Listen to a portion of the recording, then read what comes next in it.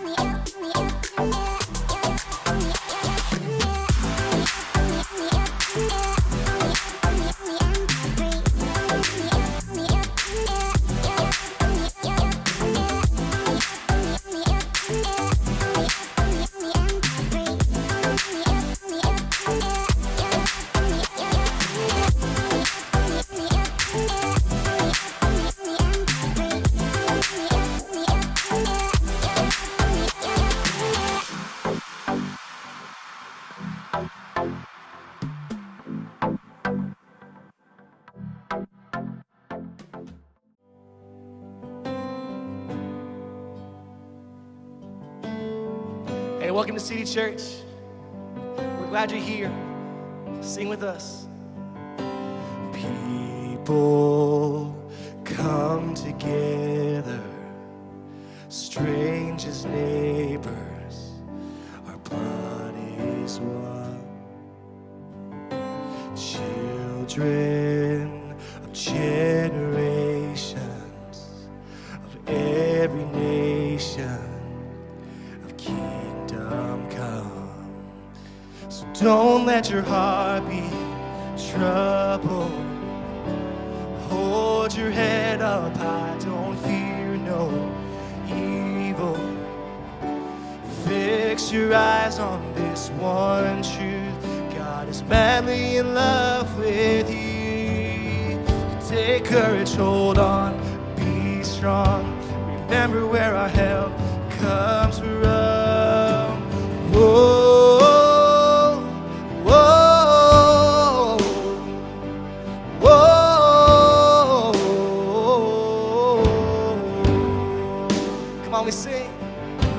Jesus, our redemption, our salvation is in His blood. Jesus, light of heaven, friend forever, His kingdom come. So don't let your heart be troubled. Hold your head up high, don't fear no evil. Fix your eyes on this one truth. God is madly in love with you. So take courage, hold on, be strong. Remember where our help comes from.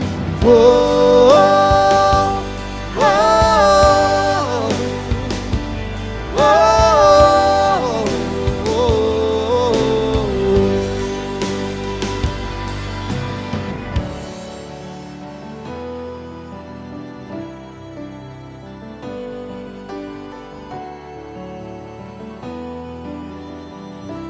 Sing swing wide.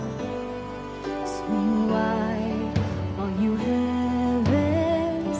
Let the praise go up as the walls come down. All creation, everything with breath, repeat the sound. All his children, clean hands, pure hearts, good grace, good God. His name is Jesus. swing wide, all you heavens. Let the praise go up as the walls come down. All creation, everything with breath, repeat the sound. All his children, clean hands, pure hearts, good grace, good God. His name is Jesus. Swing wide, all you heavens. Let the praise go up as the walls come down. All creation, everything with breath, repeat the sound. All his children, clean hands, pure hearts, good grace, good God. His name is Jesus.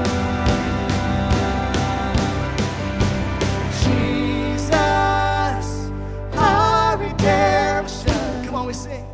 Our salvation is in his blood. Jesus, light of heaven, friend forever, his kingdom come. Hey guys, welcome to City Church. It's such an honor to have you joining us today, just a few days before Christmas, a few days before our Christmas Eve services. Man, so grateful to be gathering and so excited to share the message today. And we're in this Christmas season. You know, there's 2 times a year that in theory I get to kind of relax and take the pressure off, and that's around Christmas and Easter, because every year I get to talk about the same stories, and in theory, there's not a lot of room to be creative. In fact, I've talked to our team a few times. I've asked them if I can edit the Christmas story here and there, maybe add some characters, take some out, maybe throw in a 3-headed dog or something cool like that, and they always tell me no, I'm not allowed to edit it. And so we always stick to the same story, and while at times that's supposed to relieve the creative pressure, it's also kind of good news for me, because every year, the Christmas story is still good news. That's really convenient that every year the same story is still good news, which, by the way, let me pause for a second. If you're a guest tuning in with us, if you've never been a part of an in-person gathering, or you've been tuning in online, we haven't had the chance to connect, you can use that digital connection card. You can text the word new to the number on the screen. We would love to connect with you. But also, I would love to personally invite you to one of our 3 in-person Christmas Eve services. We're going to have them at 4, 5:30, and 7 here at our space in this building. It's going to be amazing. Lots of space for you to spread out, safe, sanitized, masks on. We have this epic fog machine that kind of feels like, you're in the movie Ghostbusters and you get to just kill all the germs in the building. And so it's going to be an amazing evening. And if you're more comfortable at home, we also have a Christmas at home option that's going to be live streaming at all those times, as well as an on-demand option. And so I just want to extend that invite personally in this season. We would love to celebrate with you and meet you and connect in any way that's helpful. Now, back to the good news, right? The Christmas story is typically referred to as good news. Now, let's pause for a second. When you hear bad news, you typically hope bad news is not true, correct? Anytime you hear about bad news, you hope it's not true. And the opposite is typically true as well. Anytime that you hear good news, you hope that it's true. And the gooder the news, the gooder the news, the more that you hope is true. Like I found out the other day that AT&T wanted to buy my phone back from me and upgrade me to the new iPhone. And I was like, are you sure you want to do that? Is it really true? And the funny thing about good news is if it's really good news, we typically hope it's true even if we're not sure that it is. Have you ever noticed that? And so the same thing when it comes to the message of Jesus and the Christmas story. And by the way, I don't know where you're tuning in. Like some of you, maybe you've been around the church and you've heard the Christmas story 1,000 times. Maybe you've never heard it in your entire life. Maybe you heard it and you ran the other direction when you were leaving high school or going into college, or maybe you left and come back, or maybe you're in the middle and you're not sure where you land. Listen, the message of Jesus, no matter where you're tuning in, I genuinely believe it's good news. And it's not just good news, but it's good news of great joy. That means that, like, man, when you get it, when you really understand and get the good news, it like lights something up inside of you. I mean, it's that good. It's good news of great joy for all people. Like not just some people, and not just church people, and not just Jesus people, all people. People like you, people nothing like you, people that you like, people that don't like you. It's for all people. And this is really, really good news. Now, here's my question for you as we have the conversation today. If it really is good news, if it really brings great joy, if it really is for all people, then why aren't more people leaning in? Like why isn't everyone just tearing down the doors to get to this good news? Why is it that a lot of people are actually running the opposite direction of this good news? What happened? Can I ask that question? What happened to the good news? And can I make just a proposition, if you will? I think if you're a follower of Jesus, if you've been around the church or in the church or in the Western church at all, I think to a degree, we happened. And I happened. And I grew up in the church. I became a follower of Jesus a little later in life. But over time, I think when the good news gets distorted, when it seems like less than good news, I don't think it's because it's any less good, but because we're presenting a version that is not like the original version. Because the original version, guys, it was so good, it was so compelling that it spread like wildfire. And it was amazing because there was a lack of resources, and there was persecution, and there was a lack of influence and geographical limitations, and it was still exploding all over the Mediterranean area world, and then now it's all over the global world as we know it. And people not only believed that it was good news, but they hoped that it was true, even when it was sometimes hard to believe.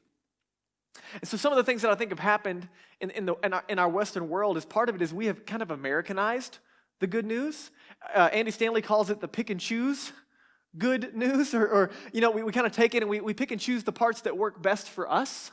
We take the parts that benefit us, and the problem with the pick and choose news is that we pick the parts that benefit us no matter the consequences and what it might mean for you. And so it's not necessarily good news for all people, but it's more about like what's in it for me, even in spite of you.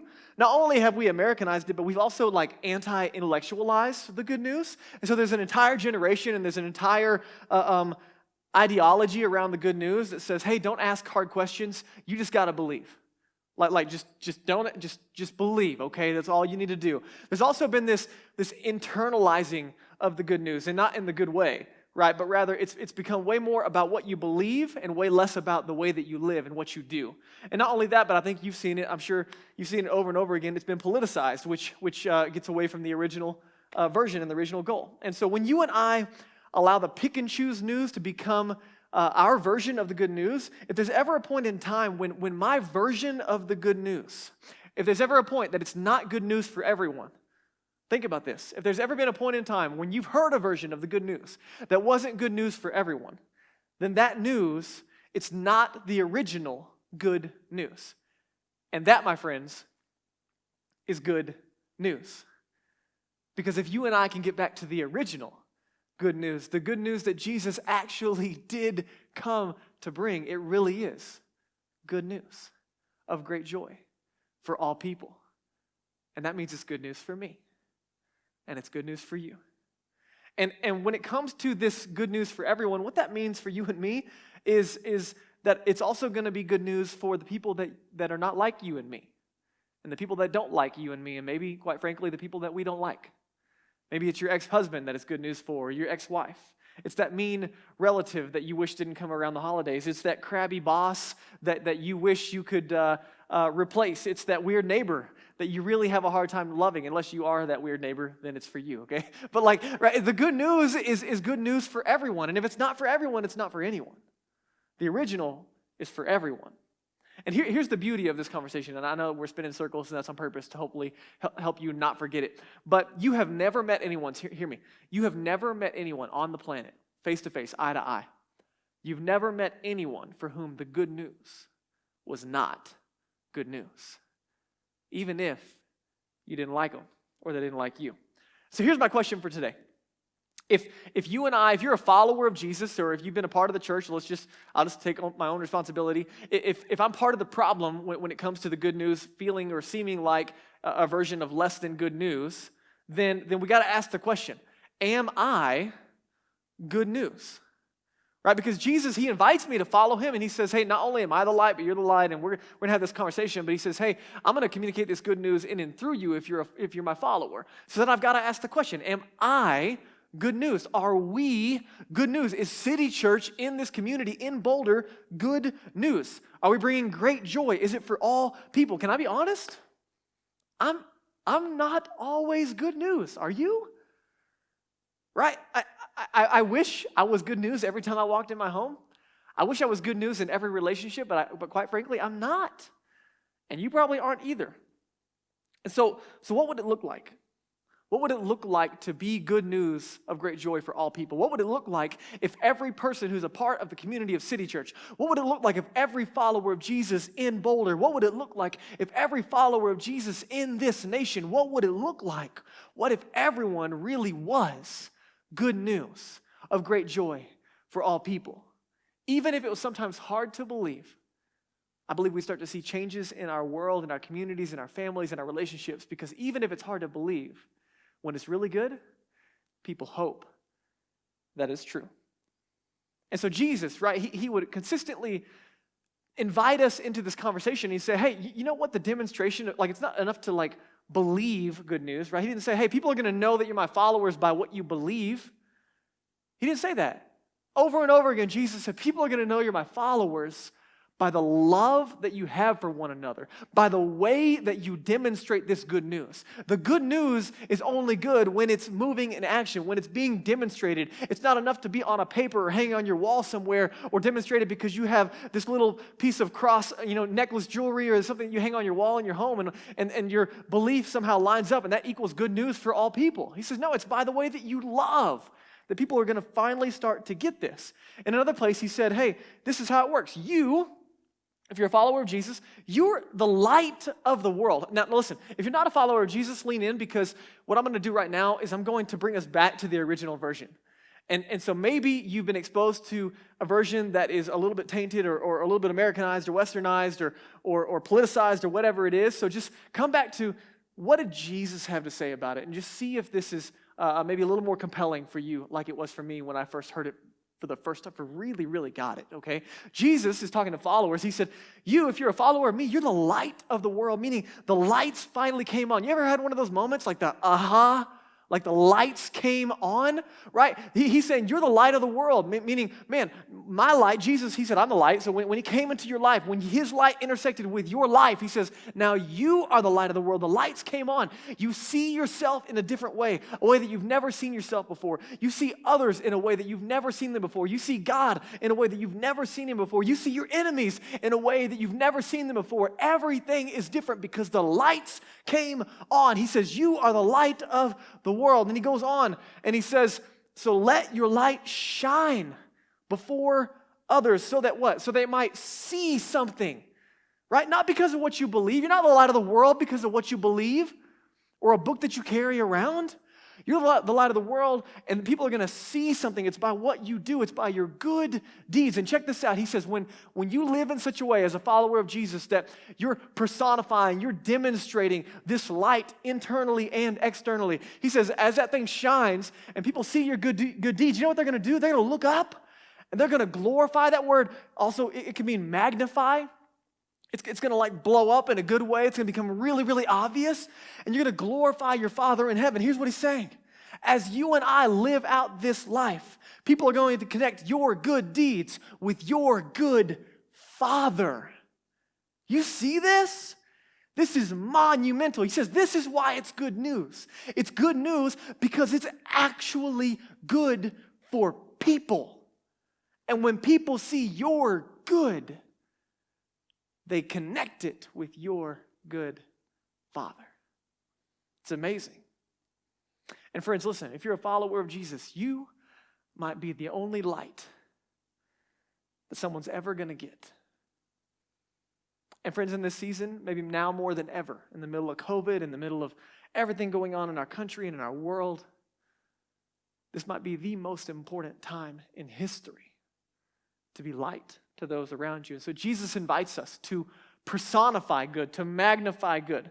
And so we're about to get together on Christmas Eve. We're going to get together and we're going to celebrate. We're going to reflect and we're going to demonstrate this reality. I don't know if you've ever been a part of one, but we're going to have this candle lighting service. And it's a moment where we all grab candles and we light them. And you look around and you kind of experience together this collective lighting. I mean, it's amazing. It's beautiful. But the whole point is a representation of us collectively being lights together. And we're going to take that light into the world around us. Here's my question. What if this characterized what we're getting ready to celebrate? What if every Christian, every person that you know that's a follower of Jesus, every follower of Jesus in this community lived like this, personified the good news in their workplace, in their homes, in their communities, in their neighborhoods, where they live, work, and play? What if? Man, here's one of the goals. One of the goals for City Church in the new year is that everyone in northern Boulder here where we are, everyone in like a 2 or 3 mile radius of our church property would know the name City Church, and they'd be able to say, yeah, that's that church on that corner of J and 28th. And when they do that, when they make that association, it would be a good thing, okay? That they would say, yeah, I know about City Church. And here's the deal. Our goal is always progress. And so for most people, it's not just like an instantaneous, they wake up one day and say, man, you know what? I really want to go to that church. Right, but rather we're going for kind of this idea and this goal that people would say, you know what, I don't really go to church. I'm not a church person, or that's not my thing. But if I ever did, you know where I'd go? I'd go to City Church. Right, that's our goal in 2021, that we would have such a good stamp in our community, which I believe we already have a significant one, but we're asking God for more and more favor in our city. So let me ask you a question. If this was you, shining bright. I had shining bright like a diamond, like just come in my mind as we're talking. I didn't sing it for you because I was afraid of what might come out. But right, what if we're shining in such a way? I mean, what would your kids think if you lived this way? Your spouse, your neighbors, your coworkers, your boss. There's an incredible potential. So for the remaining time, here's what I want to do. I want to introduce to you a guy named Paul. And Paul was a guy who was anti-good news. He was not only anti this good news, but he was like the living expression of not good news, right? He represented everything religious and everything really weighty when it came to the religious circles that he ran in. And one day, as he's opposing the good news, I mean, he's killing Christians. He's doing everything he can to shut down the Jesus movement. He slams, face first into the good news. He meets Jesus, changes his life. The lights come on. Bam! And everything changes his life. He becomes a follower of Jesus. He's one of the most influential leaders in the early church, wrote over a third of our New Testament that we have today. This guy's name is Paul. And one of the letters that he wrote was to this church that he helped plant and help start called the Church of Philippi. And so I just want to visit, again, what would it look like to personify the good news? What does it actually look like to magnify and live this out real time? Well, Paul tells us, check this out, in Philippians chapter 2, in verse 1. He says, hey, if any of you, now he's writing to an early church, a young church, brand new followers of Jesus. Some of them probably aren't followers of Jesus yet, so lean in and listen. He says, hey, if you have any encouragement from being united with Christ, if any comfort from his love, if any common sharing in the Spirit, if any tenderness and compassion, he says, hey, has anything good come your way? Has anything good at all come your way as a result of following Jesus? Check this out. And he goes on to say, then make my joy complete. He's kind of like a good dad talking to those, writing to his kids, if you will, his spiritual children, and saying, hey, make my joy complete by being like-minded. Having the same love. Think about how challenging these words are. Like, how hard is it to be like-minded with everybody that you know? based on the political climate and the racial climate and all of the tensions in our country and culture right now. Having the same love, being one in spirit and of one mind. What he's saying is, hey, as you follow Jesus, do me a favor. I want people to see something different in you. As followers of Jesus, they should see something different. If you've ever had any good come your way, which the natural response is going to be, of course we have, as followers of Jesus. He says, what I want to see happen, I want to see that good overflow, that good that has come your way. I want to see it flow out of you and touch every relationship that you have. And so we got to ask the question, well, what does that look like? I mean, these are really flowery words, and it sounds great to say, like, we're going to be one, and there's unity and love, and, right, we can get a little hippy-dippy, and it doesn't actually change anything. So what does that actually look like? Here's the question I want to ask you. How do we, you and me, how do we live lives that look so good? Not for performance, but genuinely. How do we live lives that are so good in the world around us, in our homes, in our workplaces? How do we live lives that are so good that people connect the dots and think that this good news is good too? What does that look like? Paul tells us. Well, for starters, verse 3, you want to personify this thing? Do nothing out of selfish ambition or vain conceit. Man, wouldn't you like to work for somebody like that? Just imagine if, this is your boss, maybe you work for somebody like that. Wouldn't you like employees like that? I mean, man, what if your mom and dad had been like that when you were growing up? Or maybe you were grateful because you actually had moms and dads that were like this, right? I mean, just how amazing is that? It's actually good. He goes on and he says, do nothing out of selfish ambition or conceit, but rather in humility, value others, place value on others above yourselves, not looking to your own interest, but each of you to the interest of others. He says value others as more important than yourself. Now think about this. This is just what it looks like to represent the good news. He's saying put value on others as if they're more valuable, not because they are more valuable than you, but you're going to treat them like they're more valuable than you. Imagine, man, last time you got into a fight with your spouse, if you put value on them as if they were more valuable than you, even though they're not. You see, why is this important? Because God did that for you. God did that for me. By sending Jesus, by taking our place in our place for our sin, by giving his life and rising again, God placed more value on us than himself. Not because we're more valuable, but he, in humility, chose to value, to lift up. And friends, this is good. I mean, think about relationships like this, where you interact with someone where they're valuing you, they're esteeming you over themselves, right? Man, I don't even know what these people believe, but whatever they've got, it's good. You see it? He goes on and he says, in your relationships with one another, have the same mindset, your thinking, as Jesus has. Why? Because the mindset of Jesus, it's good. It's good. And he explains it to us in verse 6. Check it out. He goes on and he says, who Jesus being in very nature God, which is so hard to wrap your mind around, right? At times, I mean, you ask some of the first century followers, they would say, man, it was like God was in the flesh. It was like God in a bod. I don't know how else to say it. It's just like he was God. He was right there. I mean, you ask the brother of Jesus, all of his followers, and he was in the very nature God. But check this out. He didn't consider equality with God something to be used to his own advantage. But rather, he goes on, Jesus made himself nothing by taking the very nature of a servant, being made in human likeness. Here's what he's saying. God showed up, and this is the whole story of Christmas, right? This little baby being born. God showed up, but you know what? God never powered up, right? Think about it. You look at the life of Jesus, he never once played the God card. He never used his power and his influence for himself. He always leveraged it for others, and this is so good. Can you imagine a world where everyone uses their influence, not for themselves, but for the good of others? Imagine politicians, imagine moms and dads, imagine world leaders, imagine bosses and business leaders, imagine neighbors where we leverage ourselves for the sake of others. It's so good. And he goes on. He says that, man, Jesus, although being found in the appearance of a man, he humbled himself by becoming obedient to death, even death on a cross, which that for me and you might not carry the weight that it would in the first century moment when they've seen and smelt the byproduct of this point of death. It would have been horrifying. And for Jesus to submit himself to this point showed the level of value that he places on us. And he goes on. And Paul says, so listen, in light of what Jesus has given us as an example, continue to work out your salvation with fear and trembling.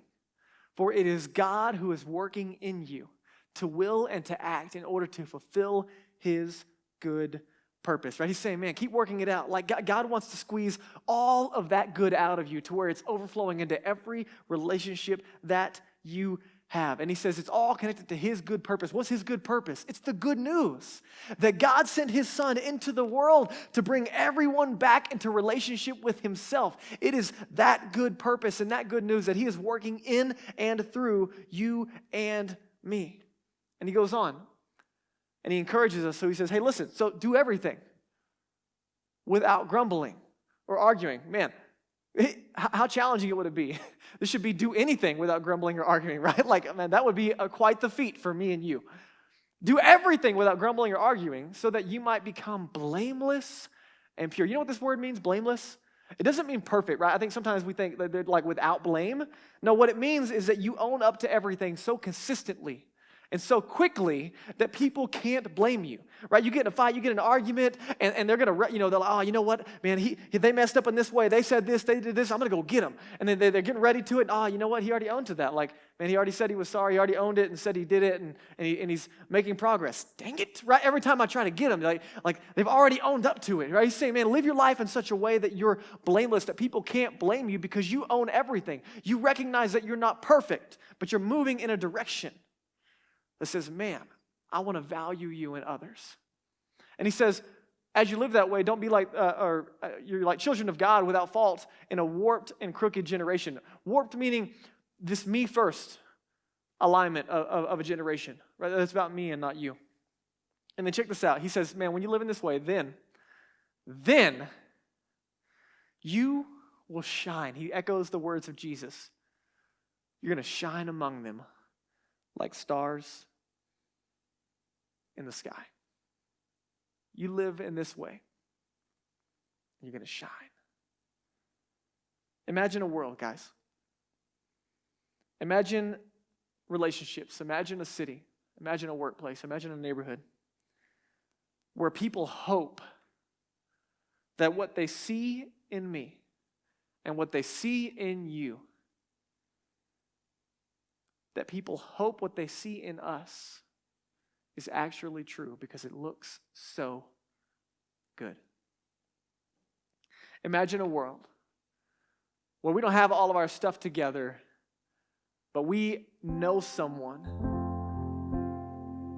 We're following someone who is helping us get all of our stuff together. And so Christmas Eve, right? It's in a few days. And whether it's in person or at home, I want to extend the invite and the reminder. Not only are you invited to join us, but if you're a follower of Jesus, you're invited to invite others, to be a light. And so this week, I'll just give you some examples. This week, I'm going to help my neighbor fix their headlight on their car, just as a moment of connection, just to serve them. And I'm going to invite them to join us for City Church and to join us for Christmas Eve. This week, my family, we're delivering some presents personally to a family in need, and we're just going to personally extend the invite to join us for Christmas Eve. This last week, me and my kids, we grabbed our snow shovels and we went and shoveled every one of our neighbors' sidewalks leading up to their front door. And just teaching my kids the value of investing in others and valuing others above themselves. And one of my kids is crippled right now. He's got a broken leg. He's in a wheelchair. And so I had him hold his shovel, and I'm pushing his wheelchair around, and he's just scooting snow. It's like, I don't know who's actually doing all the work, but one of us is. And we're just choosing to serve others so we can invest in them and value them, and that people would see something in us, not just the invite to church, they would see something in us that looks so good that even if it's hard to believe, they would hope that it's true. So let's get super practical in the last few seconds that we have together. Let me give you 4 suggestions, 4 ways to be good news to those around you, because I realize, man, you're entering into seasons of relationships. You're going to be with different people for the holidays maybe, and you got things going on. So let me give you 4 things based on the text we just read that you and I can look at this week. Number 1, can I just give you some good news? Apologize immediately. Like, no matter what's going on, right? You and I, we're not always good news. And so, man, just extend the apology immediately. This week, my wife's grandfather passed away, and our family's mourning with them. And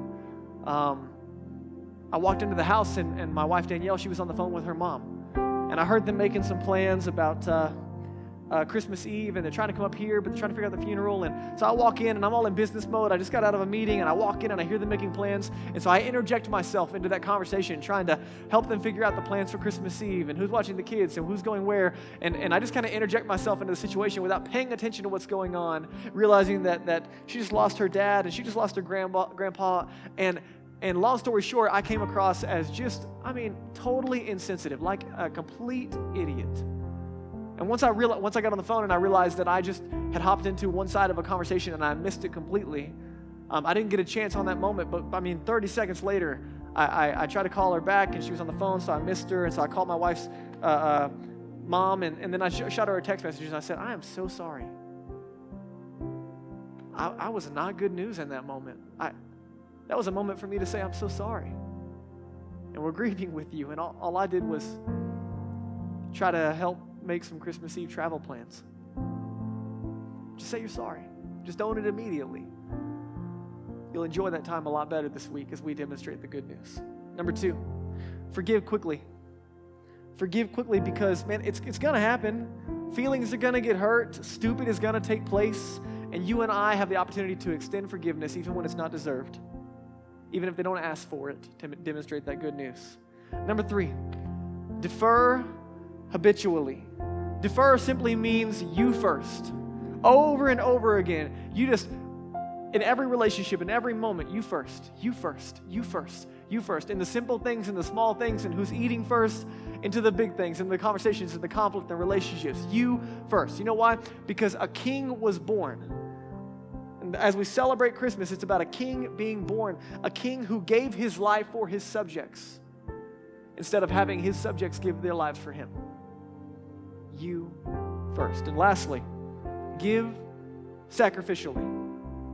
The best way to demonstrate the good news is to give sacrificially with your time, with your energy, with your resources, and in every aspect you look for moments to give sacrificially. And friends, this is the opportunity when people are going to look at you and they're going to look at me and they're going to say, wow, that's good. God has so much in store for you this week. Lean in and don't miss it, because there's some people that can't wait to see and hear the good news in and through you. Merry Christmas. It's such an honor, guys, to be a part of a radically generous church. And we've seen God do some amazing things in and through City Church over the last year. And we are so full of anticipation and excitement for what's coming in 2021. Bill Hybels says that there's nothing more powerful in the world than a well-functioning local church. And guys, I believe it. And for many, I just wanted to let you know, December is a month of extended generosity, whether it's attached to a Christmas bonus or it's an annually planned time of extended generosity. It's a huge opportunity to continue to partner together in making a difference. And I wanted to take a moment and let you know about the unique giving opportunities that are related to the CARES Act that remove the ceiling on donations toward nonprofits like City Church. And you can text the word CARE to the number on the screen for more details on that. But there is a unique opportunity attached to giving in December that fuels the vision and the mission of City Church in 2021. And so I wanted to encourage you and invite you to pray and consider giving beyond your normal investments during the month of December. It's an honor to confidently remind you that you don't just give to a church, but you give through a church, and your investments continue to help us be a church in the city and for the city. Love you guys. Merry Christmas.